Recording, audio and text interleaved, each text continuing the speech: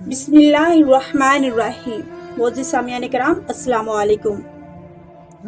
एक मर्तबा का जिक्र है कि महमूद गज़नवी के पास एक आदमी अपना केस लेकर आता है और कहता है कि हुजूर, मेरा केस बड़ा निराला है। गज़नवी साहब ने पूछा कि वो कैसे? वो शख्स कहने लगा कि हुजूर, मेरे पास कुछ हीरे थे और मैं जब सफ़र पर जाने लगा तो मैंने वो हीरे एक थैली में बंद करके काजी साहब के पास रखवा दिए कि जब वापस आऊंगा तो आपसे ले लूंगा। लेकिन जब मैंने वापसी पर अपनी थैली को खोला तो उसमें से हीरों की बजाय खोटे सिक्के निकले। हालांकि सिलाई भी थैली को वैसी ही लगी थी जैसे मैंने लगाई थी। और काजी साहब भी मेरी बात नहीं मान रहे। वो भी कहते हैं कि थैली के अंदर खोटे सिक्के थे। लुट चुका हूँ, मेरी जिंदगी भर की कमाई थी जो कि अब मेरे पास नहीं रही।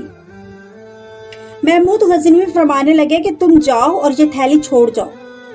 वो शख्स वापस घर चला गया और महमूद गज़नवी अपने दरबारियों से कहने लगे कि मैं 3 दिन के लिए सैर करने जा रहा हूँ, और दरबार को बर्खास्त कर दिया। जब अकेले रह गए तो छुरी मंगवाई। आप जिस तख्त पर बैठते थे उस पर एक गद्दा बिछा होता था। आपने उस छुरी के साथ उस गद्दे को फाड़ दिया और छुरी जेब में रखकर चले गए। कहने लगे कि मेरे बाद इस दरबार में कोई ना आए।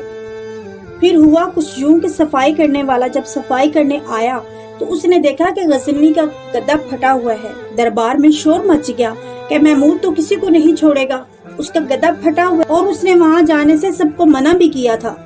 अब तमाम मुलाजिमीन इकट्ठे हो गए और सोचने लगे कि क्या किया जाए। इतने में एक शख्स बोला, घबराओ नहीं, मैं एक ऐसे शख्स को जानता हूँ जो ये गद्दा सिए और किसी को पता भी नहीं चलेगा कि कहाँ से सिलाई हुई है। चुनाचे उस शख्स को बुलाया गया और एक भारी रकम के एवज उससे गद्दा सीने का काम लिया जाने लगा। आखिरकार गद्दा इस तरह सिल गया जैसे कि कभी फटा ही न था। अब 3 दिन के बाद बादशाह सलामत वापस दरबार में तशरीफ लाए और मुलाजमीन से पूछने लगे कि ये गद्दा फटा हुआ था, किसने सिया है?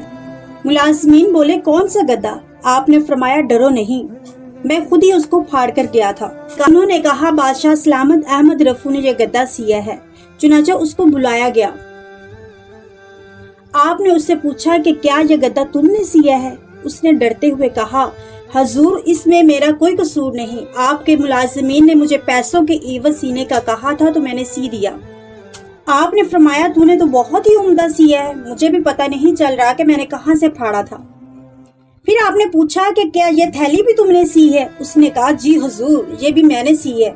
फलां शहर का काजी आया था और उसने हीरे निकलवा कर खोटे सिक्के भरे थे और मुझे भी हीरों में से हिस्सा दिया था। महमूद ने सारे गवाह भी इकट्ठे कर लिए और सबूत भी। तब जाकर उस काजी साहब को बुलवाया गया। आपने उस काजी से तन्हाई में पूछा कि काजी साहब, आपसे गलती हो गई है। उस गरीब की जिंदगी भर की कमाई थी, आप उसे वापस कर दीजिए और बात खत्म। काजी साहब कहने लगे, आप मुझ पर इल्जाम लगा रहे हैं, मैंने ऐसा कुछ किया ही नहीं। महमूद ने फिर कहा, काजी साहब, इंसानों से गलती हो जाती है। मैं फिर आपसे तन्हाई में कह रहा हूँ कि आप उस गरीब को हीरे वापस कर दें और आपको कुछ नहीं कहा जाएगा। आप मुझे जानते हैं, मैं जो बात कहता हूँ पूरी करता हूँ। लेकिन काजी साहब फिर अपनी बात पर डटे रहे और कहने लगे कि मैंने ऐसा कुछ नहीं किया। आपने भरे मजमे में अहमद रफू को काजी के सामने किया। काजी साहब ने जब अहमद रफू को देखा तो उसकी गर्दन झुक गई, टांगे कांपने लगी, जबान लड़खड़ाने लगी। महमूद ने कहा, काजी साहब, आपको तन्हाई में कहा था कि मान जाओ, अब भरे दरबार में बोलो। काजी साहब की आंखों से आंसू रवां हो गए। फिर भरे मजमा में काजी साहब को अपना गुनाह कबूल करना पड़ा। और ये बात जब काजी साहब के बीवी और बच्चों को मालूम हुई तो वो भी किसी को मुंह दिखाने के काबिल ना रहे। बच्चे कहे कि अब हम स्कूल और मदरसा में कैसे जाएंगे, बीवी कहे कि मोहल्ले में मैं कैसे किसको मुंह दिखाऊंगी। काजी साहब रात को तन्हाई में अपने कमरे में सोते हैं। सुबह उठकर उसके बीवी और बच्चे देखते हैं कि काजी साहब जिंदा नहीं रहे और उनके जिस्म से उनकी रूह परवास कर चुकी है। तो मोहतरम सामियाने कराम, यहाँ पर सोचने का मुकाम है कि काजी साहब को महमूद गज़नवी की अदालत में पेश होना पड़ा और अहमद रफू गवाह के तौर पर पेश हुए। तो मोहतरम सामियाने कराम, डरना हमें उस दिन से है जिस दिन अल्लाह के हुजूर अदालत लगेगी।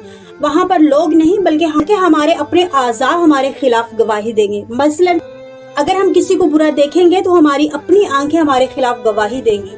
اگر ہم پیدل چل کر کوئی برا کام کریں گے تو ہماری اپنی ٹانگیں ہمارے خلاف گواہی دیں گے۔ بس اللہ پاک سے دعا ہے کہ اللہ تعالیٰ ہم سے ایسے کام لے جو کہ اس کی نظر میں پسندیدہ ہوں۔ السلام علیکم۔